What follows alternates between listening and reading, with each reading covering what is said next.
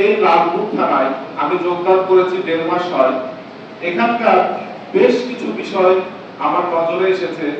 সেটা হলো এখানে দু একটা ইউনিয়ন জুড়ে পুরা ইউনিয়নের অনেক মানুষ যারা মানুষকে ঠকিয়ে মানুষের সাথে প্রতারণা করে সারা বাংলাদেশের বিভিন্ন জায়গা থেকে এমনকি বিদেশ থেকে প্রতারণার মাধ্যমে জাস্ট তাদের কোনো ব্যবসা না বাণিজ্য না, প্রতারণার মাধ্যমে imo hacking, WhatsApp hacking, Messenger hacking, এই হ্যাকিং এর মধ্যে অবৈধভাবে অর্থ আত্মসাৎ করে নিচ্ছে মানুষের।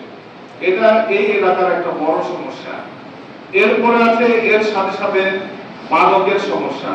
মাদকের ভয়াল খাবার এই সমাজ জর্জরিত। আমাদের আশেপাশে আমরা যেদিকেই তাকাই, যেদিকেই যাই, আমাদের চারিপাশে মাদকের বিশাল একটা সাম্রাজ্য গড়ে উঠেছে। সেই সাম্রাজ্য আপনারা আপনাদের জায়গা থেকে যে যেখানে আছেন আসলে সামাজিকভাবে আন্দোলন করে না তুললে এই অপরাধগুলো নির্মূল করা যাবে না। আমরা পুলিশ একা কিন্তু পারবো না এই মাদকের এই ছোবল থেকে আমাদের সমাজকে রক্ষা করতে, আমাদের দেশকে রক্ষা করতে।